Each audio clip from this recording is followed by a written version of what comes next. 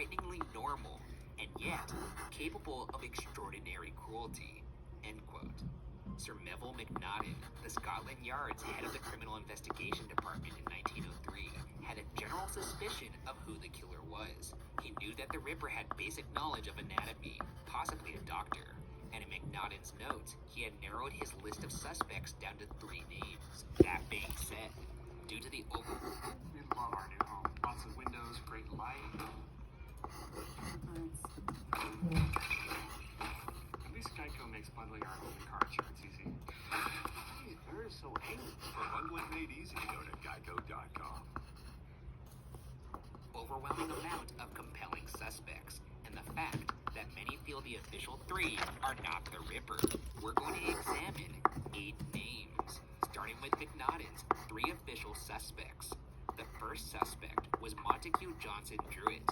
Druitt was a barrister who may have had an uncle and cousin who were doctors. Around the time of his death, Druitt may have been around the age of 40 and supposedly had an interest in surgery.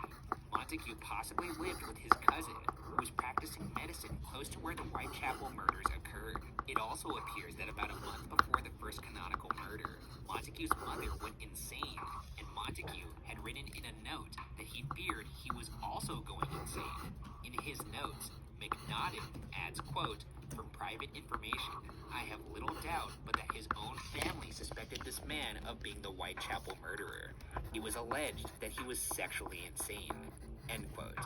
After the final murder, Montague disappeared, only to be found dead within 4 weeks of the last murder. His body was found floating in the Thames River on December 3rd, 1888. I get the sense this is only the first suspect, but I have a hunch everyone we look at is going to have 10 things that make them sound like they are definitely Jack the Ripper, because London at the time sounds like it was full of insane psychopaths.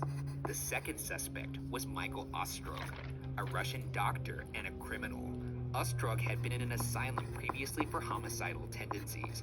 Macnaghten notes that Ostrog couldn't provide a strong alibi for his whereabouts during the murders. Ultimately, he was not convicted because there wasn't enough evidence linking him to the crime. How does a homicidal tendency work? You just dabble in murdering someone? Yeah, I don't know if that's tendencies. You either murder someone or you don't. I can't imagine there's a half measure there. He only killed a nanny.